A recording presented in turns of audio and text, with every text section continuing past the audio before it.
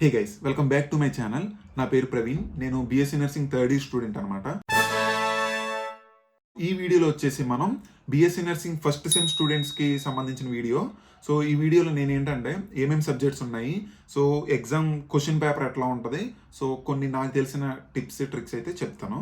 First చూసుకుంటే మనకి first సెమ్లో anatomy, physiology, sociology, psychology, English and nursing foundation 1 ఈ సబ్జెక్ట్స్ అయితే ఉంటాయి. సో మనం ఎగ్జామ్ రాయాల్సిన సబ్జెక్ట్స్ ఏంటంటే anatomy, physiology and sociology, psychology. ఈ 4 సబ్జెక్ట్స్ అయితే మనం యూనివర్సిటీ ఎగ్జామ్ అయితే రాయాలి. ఇంగ్లీష్ వచ్చేసి మనకి college exam. Next nursing foundation 1 అనేది సెకండ్ సెమ్లో నర్సింగ్ ఫౌండేషన్ 2తో కలిపి మనం ఎగ్జామ్ అయితే రాస్తాము. ఇవి సబ్జెక్ట్స్ మనకి ఫస్ట్ సెమ్లో ఉన్నవి. సో ఇప్పుడు మనం అసలు క్వశ్చన్ పేపర్ ప్యాటర్న్ ఎట్లా ఉంటుందో చూద్దాము. ఈ పాటికే అందరికీ తెలిసి ఉంటుంది, ఎందుకంటే ఆల్రెడీ మనకి ఎగ్జామ్ టైం టేబుల్ ఇచ్చారు అండ్ మీ కాలేజెస్లో ఇంటర్నల్ ఎగ్జామ్స్ కూడా పెట్టే ఉంటారు. సో మీకు ఒక ఐడియా వచ్చి ఉంటుంది. బట్ తెలియని వాళ్ళు ఎవరైనా ఉంటే వాళ్ళకి తెలుసుద్ది, అండ్ ఎవరైతే జాయిన్ అవుతున్నారో కొత్తగా వాళ్ళు కూడా చూస్తే వాళ్ళకి ఒక ఐడియా వచ్చింది కదా. సో ఎగ్జామ్ క్వశ్చన్ పేపర్ ఎట్లా ఉంటుందంటే మనకి 75 మార్క్స్కి అయితే పేపర్ అయితే ఉంటుంది. So total 100 marks, 25 marks internal marks, అవి మన కాలేజ్ వాళ్ళు మనకు వేస్తారు.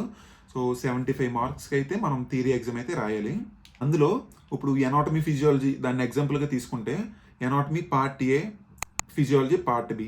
సో ఎనాటమీకి 37 మార్క్స్ అయితే మనకి ఇస్తారనమాట. సో ఫిజియాలజీకి 38 మార్క్స్ అయితే ఇస్తారు. సో ఎనాటమీలో ఒక ఎస్ఏ అయితే ఉంటుంది 10 మార్క్స్కి. సో చాయిస్ అయితే ఇస్తారు, 2 ఇస్తారు, మనం 1 రాయాలి. నెక్స్ట్ 5 మార్క్స్ 3 అయితే ఇస్తారు. సో మనం వాటికి కూడా చాయిస్ ఉంటుంది. సో 15 మార్క్స్ అయితే అక్కడ మనం చూసుకోవచ్చు. నెక్స్ట్ 2 మార్క్స్ 3 అయితే ఉంటాయి, 3 రాయాలి, దానికి ఒక 6 మార్క్స్.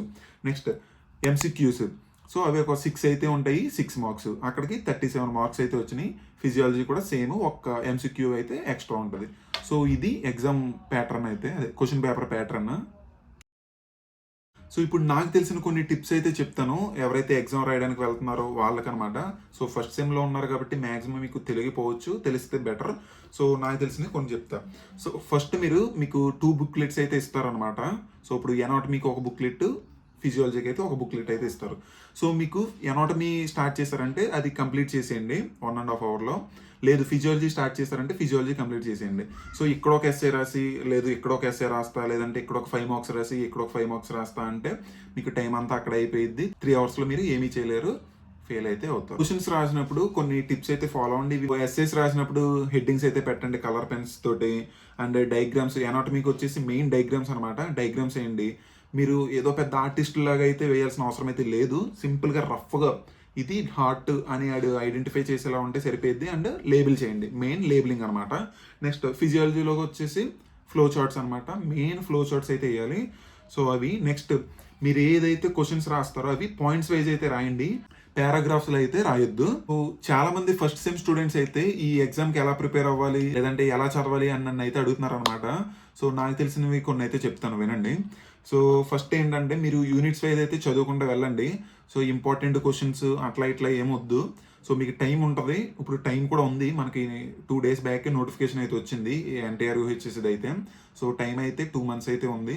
సో మీకు యూనిట్స్ వైజ్ అయితే అంటే టాపిక్స్ వైజ్ నీట్గా చదువుకుంటూ వెళ్ళండి. Anatomy, physiology, sociology, psychology. So sociology, psychology అంటే మెయిన్ సబ్ హెడ్డింగ్స్ గుర్తుపెట్టుకోవాలి. లోపల మ్యాటర్ ఒక స్టోరీ ఎలా చదువుకుంటారో అలా చదువుకుని గుర్తుపెట్టుకుంటే మీకు కాన్సెప్ట్ అర్థమైతే మీరు రాసేయచ్చు అనమాట. సో అలాగే యూనిట్స్ వైజ్ అయితే అదే టాపిక్స్ వైజ్ అయితే చదువుకోండి. సో అండ్ సేఫ్ సైడ్గా ఎగ్జామ్ దగ్గరకు వస్తుంది అని అనుకునే టైంలో మీరు ప్రీవియస్ క్వశ్చన్ పేపర్స్ కూడా చూసుకోండి. అంటే ఏది ఇంపార్టెంట్ కాదని మీకు ఒక ఐడియా అయితే వస్తుంది అనమాట. అండ్ యూనివర్సిటీ కూడా ఆ ప్రీవియస్ క్వశ్చన్ పేపర్లో ఉన్న క్వశ్చన్స్ దాటి మ్యాక్సిమం కొత్త క్వశ్చన్స్ అయితే ఇవ్వదు. సో మీరు ఆల్రెడీ టాపిక్స్ వైజ్ మొత్తం చదువుకుంటారు. సో ఇవి కూడా చూసుకుంటారు కాబట్టి బెటర్ మార్క్స్ స్కోర్ చేయడానికి మీకు అవకాశం అయితే ఉంటుంది. సో ఈ వీడియోలో మనం ఫస్ట్ సెమ్లో ఉన్న సబ్జెక్ట్స్ ఏంటి, అండ్ క్వశ్చన్ పేపర్ ప్యాటర్న్ ఎట్లా ఉంటుంది, అండ్ ఎలా ప్రిపేర్ అవ్వాలి, ఎలా రాయాలి ఎగ్జామ్ అనే దాని గురించి బ్రీఫ్గా అయితే మాట్లాడుకున్నాము. సో ఈ వీడియో కనుక మీకు ఇన్ఫర్మేటివ్గా అనిపిస్తే లైక్ చేసి, షేర్ చేసి, సబ్స్క్రైబ్ అయితే చేసుకోండి. సో మరిన్ని వీడియోస్ కోసం అయితే వెయిట్ చేయండి. Thanks for watching. పారాగ్రాఫ్స్